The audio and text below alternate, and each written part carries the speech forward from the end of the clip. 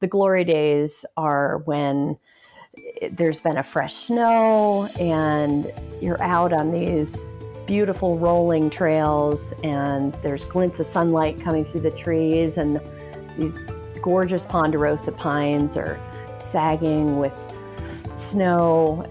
If you're reverent of the environment that you're in out there, there are incredible species that you can come across.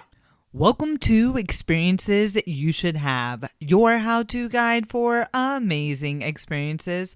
I'm your host, Gail Manasco, and today we are getting into cross-country skiing, or also known as Nordic skiing.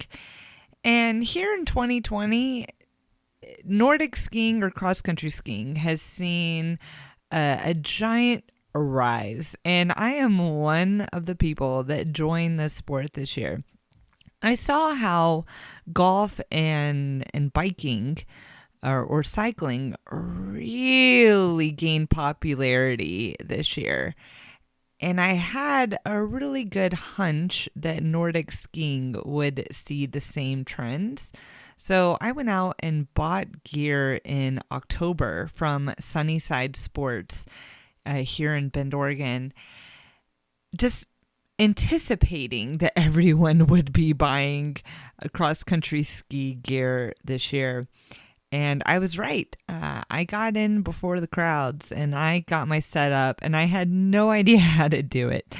I wanted to try classic cross-country skiing and started going out to Virginia Meisner Snow Park, about 13 miles from the center of Bend, Oregon. And I realized what an amazing sport this is. It's so serene and amazing. However, I've only been doing it for about 6 weeks, and I didn't feel like I could serve this experience justice. So I have brought on Alice Pierce to interview her about cross-country skiing at Virginia Meisner Snow Park outside of Bend, Oregon. However, if you have great Nordic skiing available to you where you live, keep on listening, because this is not just about Meisner. It is about cross-country skiing and skate skiing and general Nordic skiing. So Alice Pierce, she is currently living in Bend, Oregon, and her passion for skiing was born from the gnarled foothills of the Adirondacks in the early 1970s and continues today. From her start and just down the road at her one rope tow community area, Indian Hill, to mom and pop ski areas all the way to the Rockies, Nordic, alpine, and telemark skiing have been the thread that tied her life experiences together. A writer, teacher, and entrepreneur, she now revels in the sweet reward of getting to chase her own 2 teen boys on the trails. So without further ado, let's welcome Alice Pierce to the podcast.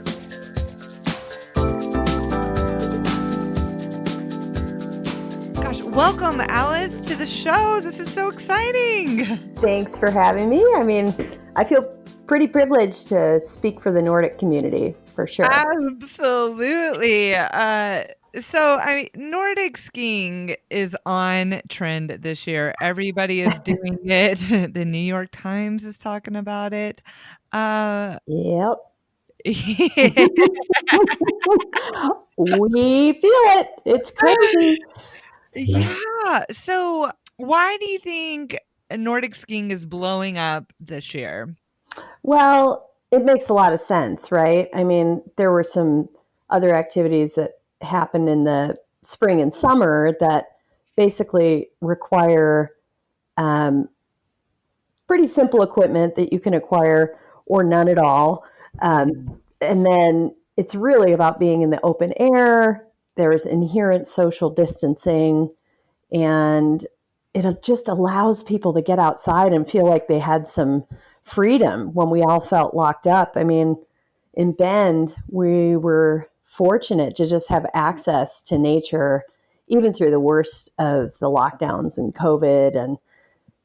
And you can just go out and feel like you're still doing your part for social distancing, and yet you're getting exercise, which is so great for mental health, as well as nature. I mean, Nordic skiing itself is just such a great experience in terms of, quote, communing with nature, and especially in the winter when people can feel really cabin feverish. It's just a way to remind yourself that nature's still out there, and you can warm up and feel like you got a great workout and laugh with friends in your family. Yeah, it's a great sport. Yeah, my gosh. I'm new to the sport. I'm about 6 weeks in, like like the You rest of and half the country. Yeah. So, I mean, I tried skate skiing once, or twice years ago, and I was sore for about 6 weeks, and I'm like, well, this is for the birds. And Yeah. then, It's but a then, it's a common response to skate skiing. If you haven't done it before, it's quite foreign and frustrating. my gosh, I think I just every single muscle was crying for help. But this year, I decided just to buy some classic Nordic skis and go out. And my gosh, Mhm. it's just been the most lovely thing. I love Meisner. I love it so much. It's a really special place. I mean, it's been really heartening and yet overwhelming to see how popular it's become. But it's just got this special energy to it. I tend to use that word a lot, but there's just some magical places and views, and the way the trails are laid out, or they're just they just open you up. That's how I feel. And you can just pause anywhere out there and just hear the wind, hear the birds. It's an intimate experience at Meisner, I guess is how I would describe it. Absolutely. Now, how long have you been Nordic skiing at Meisner? Well, at Meisner, gosh, I lived in the Columbia River Gorge for about 14 years. And so I skied up at an area near there, but Bend was a stone's throw. So we would come down for a little bit more snow and sun down this way. And I remember Meisner, before it was called Meisner, was the Tumalo Langloff Ski Club. And I just remember stumbling across it before there was grooming, and it was just for classic and touring. And even then, I just fell in love with it. I mean, I went to college in Eugene, Oregon, so I was coming over to Bend when it was still undiscovered, and Mount Bachelor was a private entity, and the Nordic Lodge up there was the only show in town, pretty much. Yeah. Yeah. Man, but this year, everybody's at Meisner this year. Yeah, yeah. I mean, it's definitely, I'm part of the Meisner Nordic board, and we've been discussing the inevitable crowding that we knew would happen this year with COVID, because Mount Bachelor had to limit their parking, which usually we share Nordic community resources with the Mount Bachelor Nordic Center, which is also a lovely, lovely community and lots of great groomed trails up there. But with the limited parking they have up there, we knew that we would have a lot of newcomers to skiing, as well as a lot of Nordic skiers who needed better access. So yeah, every weekend and the holidays right now, it is bumper to bumper, literally. You feel like you're in New York City or LA waiting for a parking spot. Yeah. But amazingly, when you're out there, it still doesn't feel that crowded. I mean, there's definitely the main corridor where most beginner intermediate skiers access the Meisner shelter. But if you go off on these side trails, you're still getting a really quiet experience. And yeah, it's beautiful.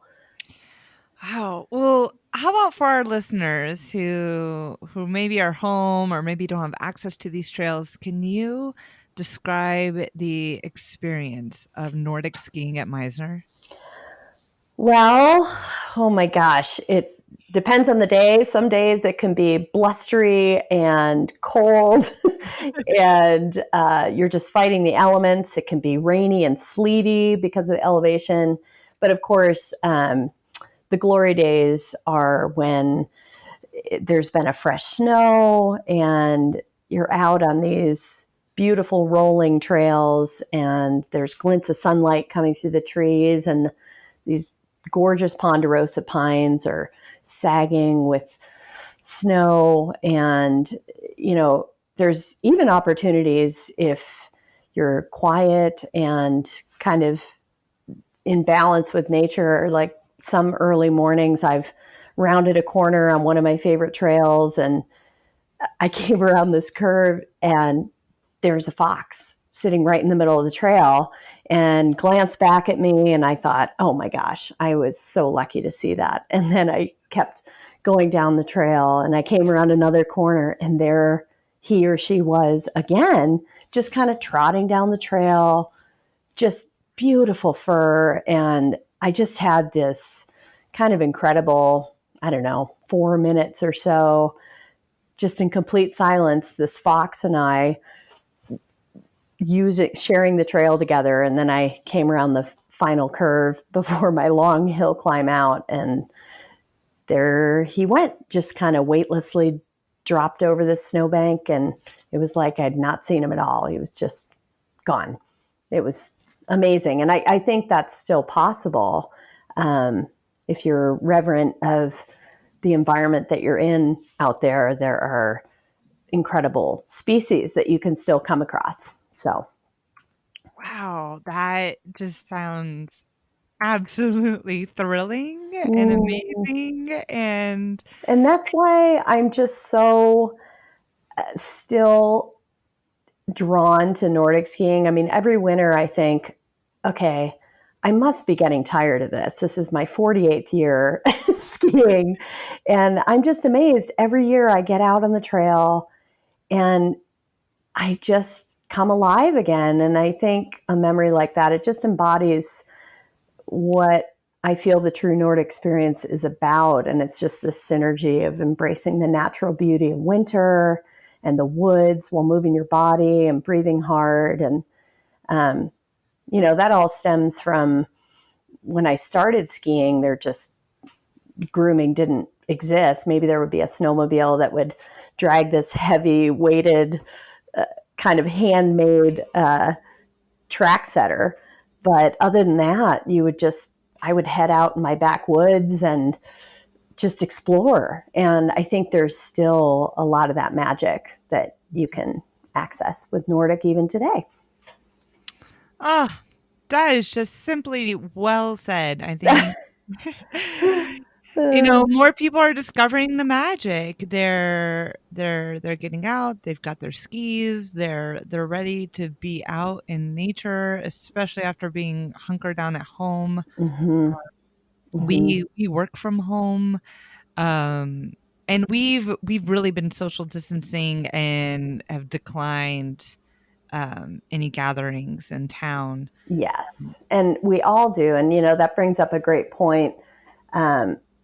The other favorite piece of Nordic skiing is the community itself. I mean, it's just such a social sport. And, my partner kind of begrudgingly at first said he would take up skiing because it's, of course, my first love, probably in terms of sports. And he was a lot like you when he was first learning skate skiing. He was kind of frustrated and, depending on the conditions, for him, it was a lot of work. And we would pause every once in a while. He's like, what is it with the people out here? Everybody smiles. He's like, this is the happiest group of people. And, and it's true, everybody's just so happy to be out there. And I just feel like Nordic skiing is just an inclusive, warm community. And we just enjoy welcoming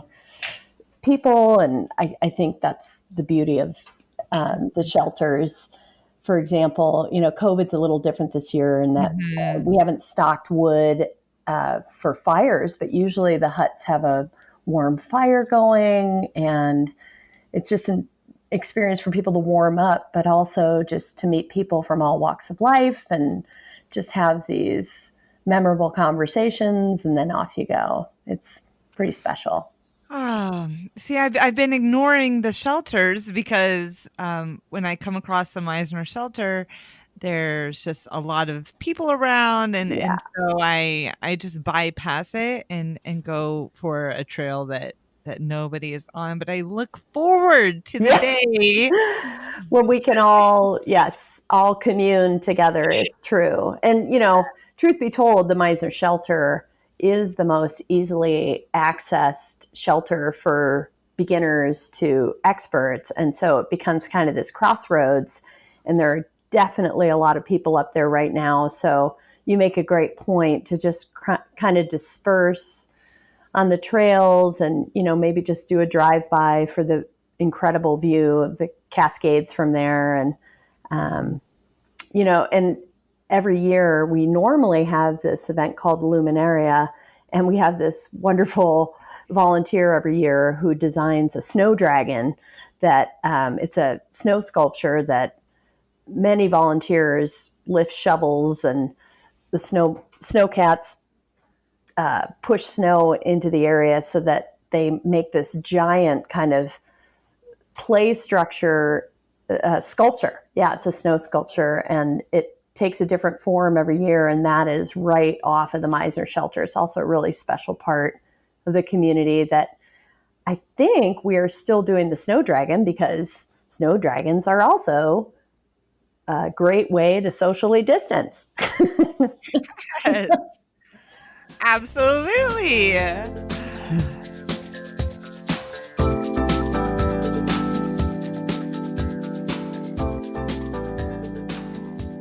So let's talk a little bit about some logistics. Okay. First off, where is Meisner Snow Park? Well, I think one of the reasons it does get so crowded is it's very easily accessed from Bend, Oregon. Mhm. And there's one main, pretty much highway, the Cascade Lakes Highway, that goes up to Bachelor. And Meisner, gosh, maybe 25 minutes from town is the Meisner Snow Park. And the Swampy Lakes Snow Park are access right off the road, and they have a loop parking system, and the groom trails come off of Swampy Lakes and the Meisner Snow Park. So you pretty much park, grab your skis, off you go. Yeah. Perfect. Absolutely perfect. Now, what is the cost to park there?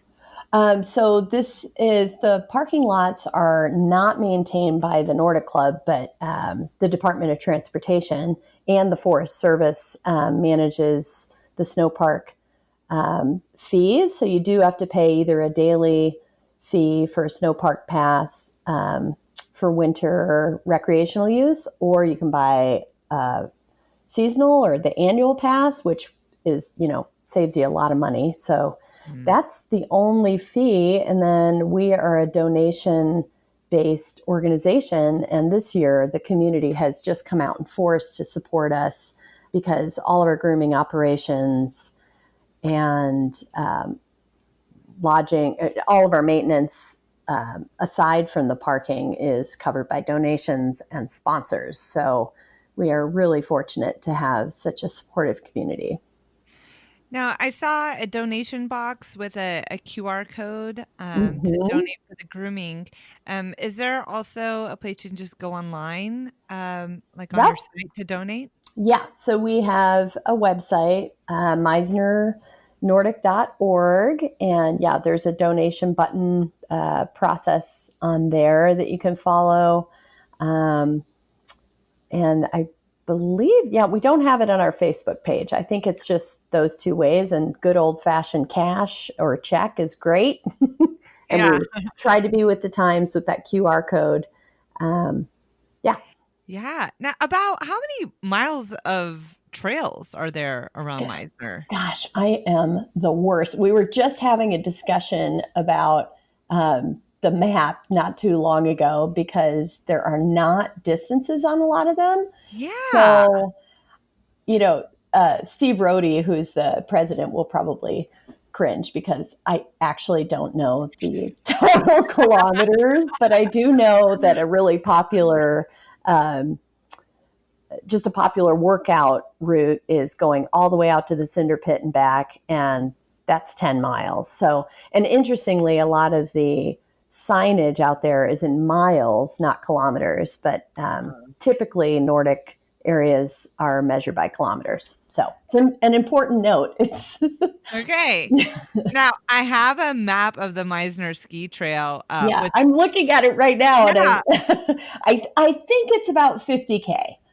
That's what I would yeah. put out there, and we can always go back and And this check is the one of map. the best snow parks in Central Oregon for Nordic skiing because the amount of groomed trails there, right? Yeah, the Mount Bachelor Nordic Center definitely. I think we're about the same in terms of our distances. So, but we are adding here and there a little bit. So, yeah, Mhm. I would say we offer a lot of diversity of trails too. And the beauty of Meisner is that the staging area is flat, and from there you can access the beginner trails. So I just feel like the access is really good and the diversity of terrain. Mhm. Okay, so I'm looking for the cinder pit on the map. Where's the cinder pit? Because I've Our, seen signs pointing to the cinder pit, but it is way out there. And, even now, I still am like, gosh, I forget how far out here it is. And there's a lot of climbing involved. Mhm. Um, but it's the furthest point out. So you would go out the main corridor called Tangent, and then it becomes the Cinder Pit Trail after you follow the Paintbrush Trail Mm, out quite a mhm, ways. mhm. Yeah. And then once you pass the Shooting Star Shelter Loop, which is a new loop this year, Mhm. for those who want to test their mettle with hill climbing and descent, after that is the Cinder Pit. Okay, I see it here Yeah. near the Shooting Star Shelter. Now, there's a coloring system here. We've got green for easiest, blue for more difficult, black for most difficult, and purple for ungroomed. Hmm. I accidentally got on an ungroomed trail, and that was quite an experience. With skate skis or classics? Classic. I don't recommend it. Yeah, I mean, it's definitely there's classic skis for groom trails, and then there's, of course, the touring skis, Right. which are designed for going off road for sure. Yeah, and so just curious, what makes something easiest versus more difficult versus most difficult? Like on alpine skiing, it might be the pitch or moguls, um, Right. but how how is a blue different from a green versus a black on Yeah, Nordic trails? I would say it's definitely has to do with the degree of climbing that you're doing, which also means you're going to sometimes the descent can be a little spicy, as it were, Mhm. because there's maybe a turn at the bottom, so you need to have decent um, speed control skills and steering skills to get around a corner. But yeah, so it's really a combination of how steep the climb is, how technical it might be. Even if it's a shorter hill, like Gentian has some really fun, steep climbs, and they're sustained, so it's like a stair step kind of thing. And then there's a decent descent and a right angle turn when you get to the bottom. So you got to be prepared. Yeah, I've been trying to learn how to stop, which is a good thing to learn, right? Yes, and it can be more challenging if you're used to edges, if you're transitioning off of alpine skis. You come with some skills, but I think you learn pretty quickly if you rely too heavily on edges versus some other skill sets like weight distribution and steering and all that stuff. Mm-hmm. So, what would you say are the top skills you need for Nordic skiing? Yeah, I would say I've taught skiing for a long time, and as an instructor, I always start by saying if you can walk, you can ski. Yeah.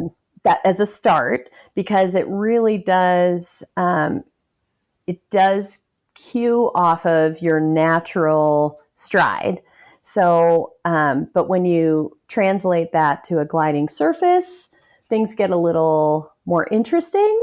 So, I would say balance is a really important skill to bring to it, and probably a little bit of coordination. That's everybody has it inside of them, but I think it can get a little lost in all the gear. And you should come with, just basic skills to create power by pushing off of one ski onto the next ski. But really, it doesn't take that much to get started. It just depends where you want to take it.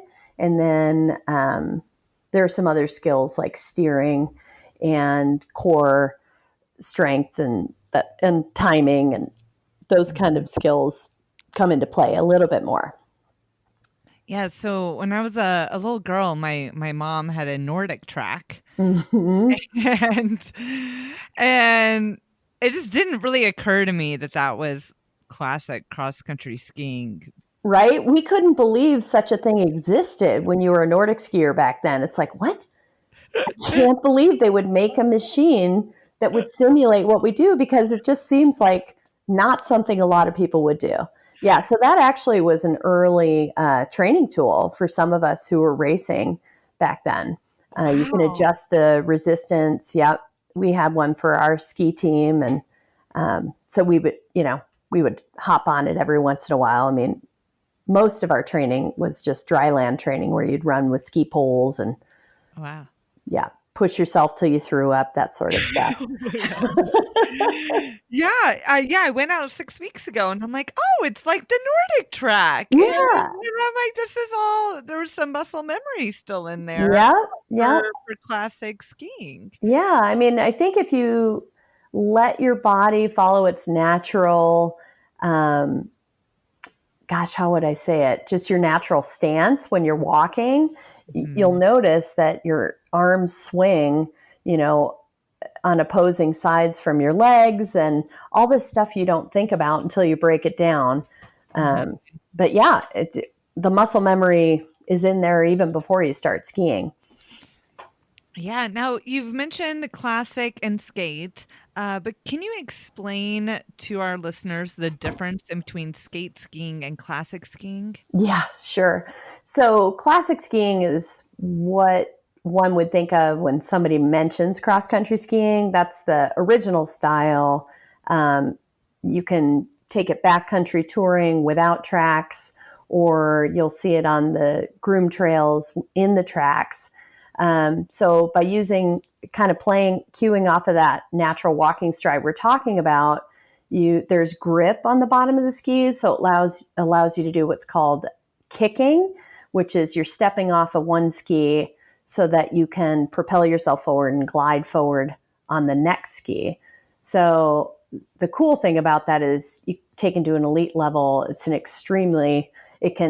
changes into an extremely rigorous technique where the skier just looks kind of explosive, and they're basically it almost looks like hopping, or even jumping when they're maximizing the glide and moving in a really powerful rhythm. So Mhm. then that moved into, I was kind of around like some of our other Meisner board members.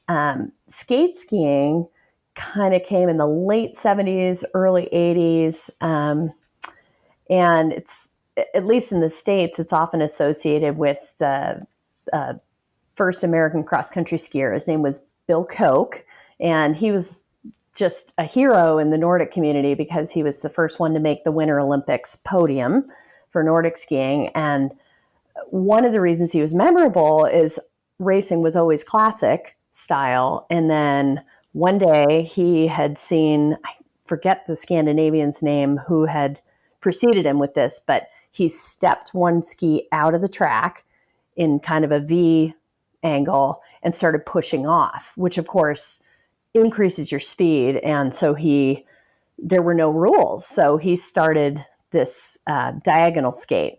And then within a year or two, that turned into out of the tracks. Before they were all glide, these skis, skiers would just push off on both skis. So it was a lot like ice skating. Not really, but, because it wasn't just edging, but that's how it began. And so the skate skiing uses glide only. So there's no kick. It's just moving from a gliding ski to a gliding ski. And over time, it's transformed into several different techniques that you can use: V1, V2, V2 alternate. And these are all different different techniques that you would use depending on the terrain. Mm-hmm. Yeah. Mm-hmm. Now, you mentioned for skill that you would need good balance. Mm-hmm. And what about for people out there who may not have a great balance or limited mobility? Are there options for them to go cross-country skiing? There are lots of programs out there that can give access to skiers who can't even walk. Like Oregon Adaptive Sports is a fabulous program here in Central Oregon. Mm-hmm. And they offer free Nordic lessons to those who want to explore that. And they even have what are called sit skis. Mm-hmm. So skiers who can use their upper body but are paraplegic are able to get out and enjoy the trails in the same way. And it's a fabulous way to do that. And I think there's, Special Olympics even offers programs locally where, they just provide equipment and support for anyone to get out there. And like I said, pretty much it just requires walking. And you can still access some of that experience. Beautiful. Thank you. And have you seen any sit skis at Meisner, or is that predominantly at Mount Bachelor? I have not seen them out in a while. It's been such a strange year. I would say, Oregon Adaptive Sports can use their equipment anywhere. They're not necessarily tied to Mount Bachelor. So I have not seen those out lately. So that might be worth checking out. I don't know. Right. Yeah. So what type of gear do you need to go cross-country skiing or skate skiing? Yeah. They can be about the same. I think if you're just more beginner intermediate and you're moving at a slightly slower pace, you might want to wear a slightly heavier layers, but just keep in mind it's kind of sound winter clothing that you would wear. You don't want to wear cotton for a base layer. If you get sweaty, that, you can really chill your body very quickly if you stop or if you get stuck out somewhere. So basically thermal layers. Layers are key because you can take them off and you can put them back on. If it's windy, of course, you want some kind of wind layer. A breathability factor would be great for that.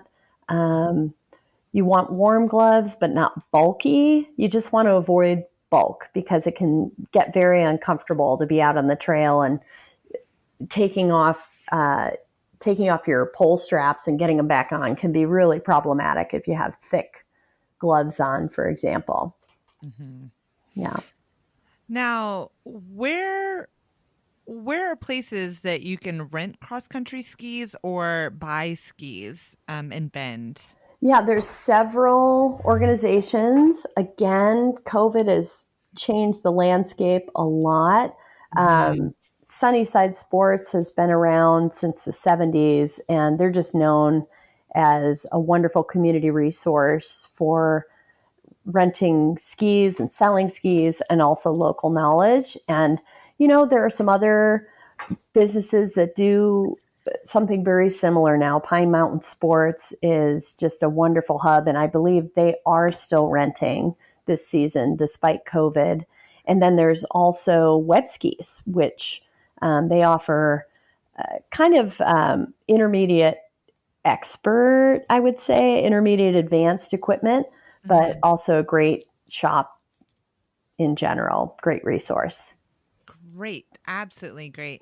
Now, as far as etiquette on the trail, and we have a lot of people coming there, and it's a people blessing and a curse that that so many people are coming to Nordic skiing, because it is this influx of people who not only may be new to Nordic skiing, but maybe new to some of these more wilderness type experiences. So, there's, especially when there's grooming, there are some kind of time honored codes of conduct on the trails when it comes to cross country skiing. So, for example, we're seeing this year, especially in the holiday season, there's always a little bit of this, but for example, no walking on the trails. It's I just recommend, if it seems too challenging, maybe ask somebody so you take an easier trail where you don't feel like you have to take your skis off. That's a common thing. So definitely they're not for hiking, even though they're really inviting that way. So, just kind of, if you do want to explore but don't want to be on your skis, definitely stay off to the side. There's also, similar to biking, etiquette regarding who has the right of way. And counterintuitively, we had a discussion about this recently, that downhill skiers actually have the right of way. So as you're climbing, it's good etiquette to step to the side. And if you're a larger group, to really make sure you're off to one side so that other people can pass. And then if the last thing that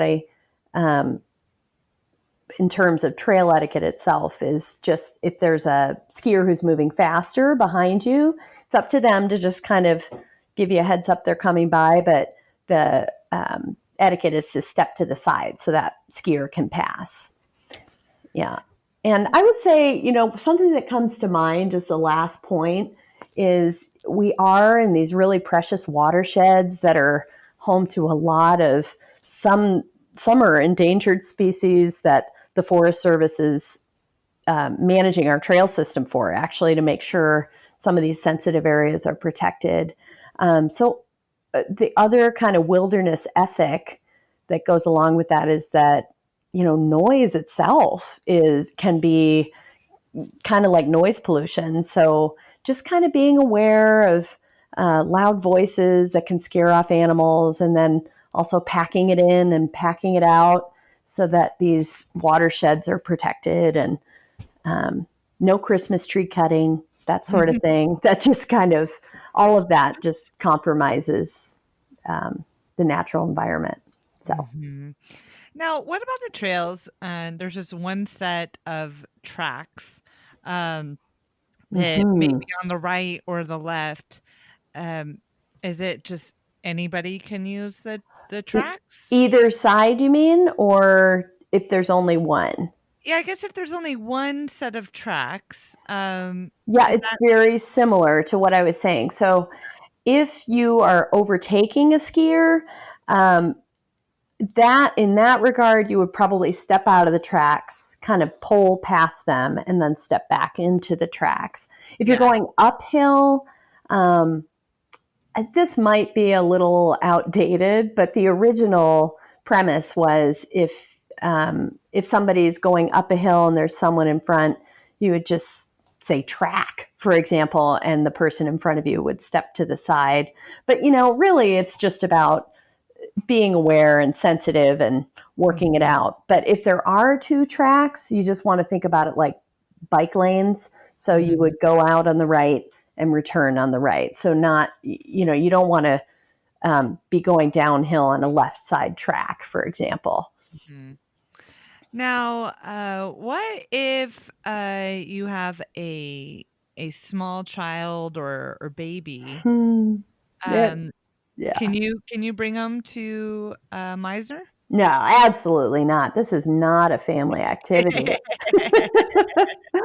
Yeah, I mean, that's the other reason that Nordic skiing is so popular, because it's family inclusive, and you can get your, infant out there the next, you know, the next day if you want. There are all kinds of really cross country friendly packs.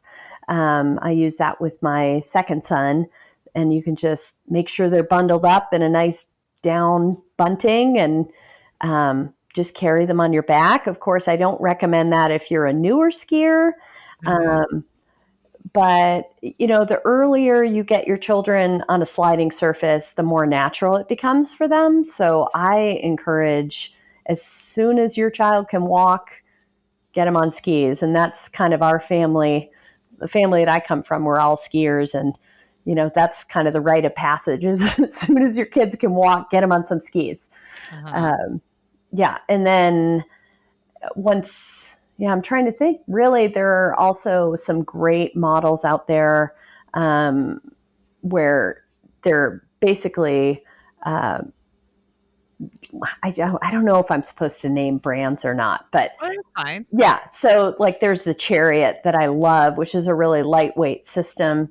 Um, it's like a stroller on skis, as you know, and it's Yeah. designed for cold weather. It's got a great cover on it. You can really bundle your kids up.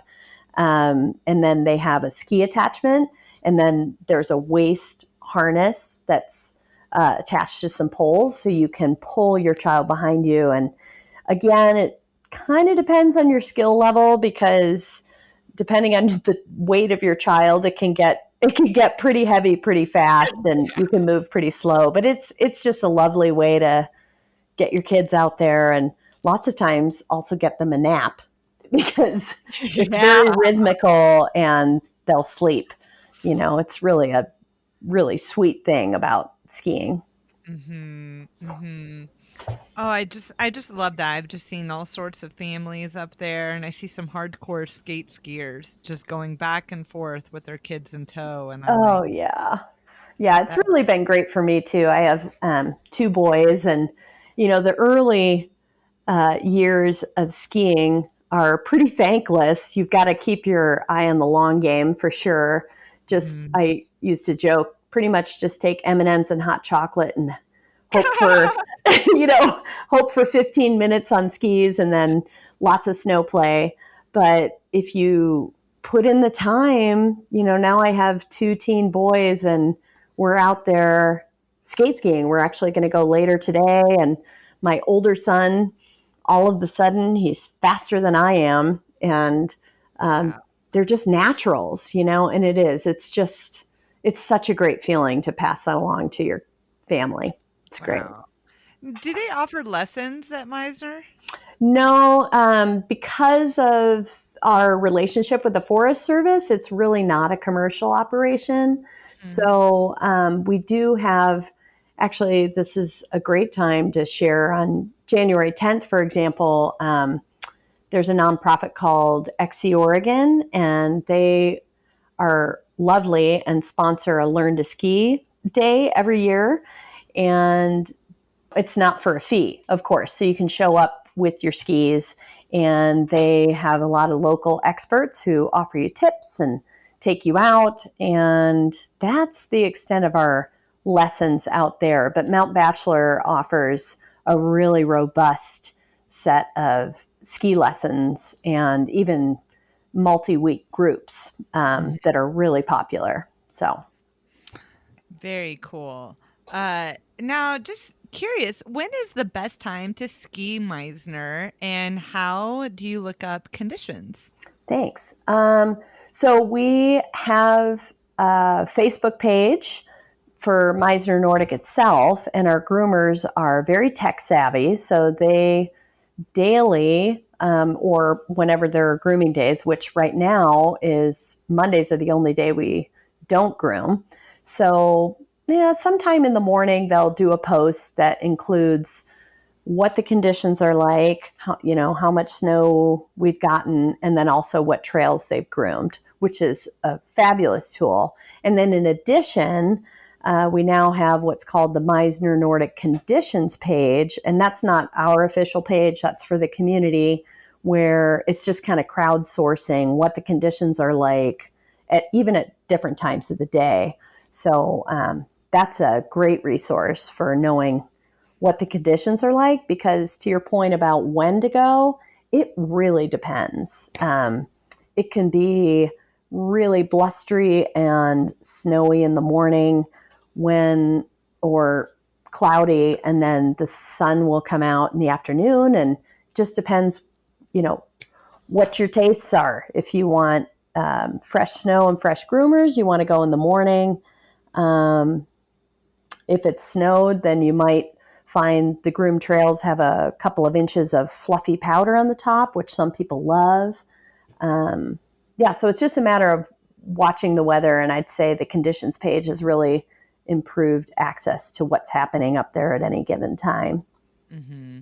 Okay, thank you. Mm-hmm. And as far as your favorite route or trails, you mentioned the Cinder Pit loop, but what's also just a favorite loop if you're going to go out this afternoon per se? Yeah, so I personally love the trails that kind of offer a more intimate experience. The tangent corridor is very popular. It's the double wide trail that gives most beginner intermediates access to the easy trails. Mm-hmm. So there's a great system right there called the mushroom trails that a lot of us eagerly await being groomed every year. They just kind of meander through the forest, and it connects up with another trail called Mistletoe. And I just love those little trails. They're just little connector trails. And there's also down low a trail called Current Way that just gets a lot of sunlight. It's gentle terrain, but it just kind of meanders through the meadow, and that's another favorite. And it goes right off of the main lodge staging area. Very fun. I have just been discovering, I feel like I see something new on the map every time I go. Yes, we have some great volunteers and board members who are just kind of always looking for a trail opportunity, but we really do balance it with impact. So we're very careful about adding new trails, and but it is fun. It just opens up just a little more variety and a way to connect up loops your favorite way. So it's cool. Yeah, absolutely. Um, Now, as far as the culture of Nordic skiers, how would you describe the community of Nordic skiers? They're just a warm, friendly bunch, Mhm. and they're just community minded in general. I just find a lot of them are active in their other communities. But a big part of it, and maybe this has come across, is this reverence for nature. And before it was a really popular sport, we were kind of viewed as a kooky little culture. We have affectionate names associated with us like Nordo Nerds and Granolas, and there's definitely a reason for that. We tend to be highly conscientious of our lifestyles and our impact on nature. And specifically, I because this is all reliant on the big white stuff, which is snow, we try to be really conscientious of our carbon footprints, and try to educate the public about that as well. And our board president, for example, has an electric vehicle, and we have a lot of bikers, and we try to carpool pre and post COVID. Mhm. Um, it's true, we eat healthy, but I think we also enjoy a little nip of whiskey when it's cold. You know? Yeah. No, now I started skiing up in Meisner in November. Mm. Um, but how late does the season go? Boy, that really depends. Our elevation, sometimes we might be done mid-spring. Other times, if the sun comes out, it can very quickly do some damage to our snowpack. Other times, it'll go out into April and May. We do have a permit that limits our grooming to a certain point, so then it's every man or woman for him or herself. But yeah, this year, again, we're definitely working with the Forest Service. So our permit officially, I think it's December 1st is when our permit starts. So any snow that comes before that, we do some preseason packing of the trails. So I think some people were pleasantly surprised this year when we were kind of protecting snowpack and it seemed like grooming. So yeah, it just depends on when the snow falls, but the grooming itself doesn't start until December 1st. Oh, wow. Great. Yeah. Man, you have just been a wealth of information. Oh, I talk a lot. I do love it. I love it. Do you have any other tips for anybody considering going to Meisner Snow Park? Not so much. I feel like we covered a lot of it. I think the big takeaway is, since now many have discovered the beauty and the bliss of breathing hard while enjoying the winter weather, my hope is that all these new skiers gain that special appreciation for all the factors that go into creating all these ideal Nordic experiences. We kind of talked about that, but just passing along the good vibes and taking care of these Nordic trails is kind of a precious resource, and thinking of it that way. Yeah. Beautiful. Well said. Well, truly, thank you for coming on the show. Well, thanks for having me. It's really a treat, and hopefully I didn't bore everybody with all my Nordic enthusiasm. I don't think so. I am so excited, and will be up there as soon as I can. All right, we'll see you on the trails. All right. Thank you. Mm-hmm.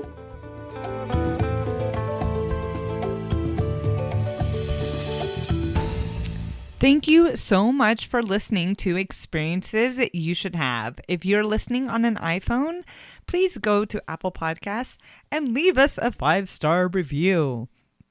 And please tell a neighbor, tell a friend from a distance about this podcast.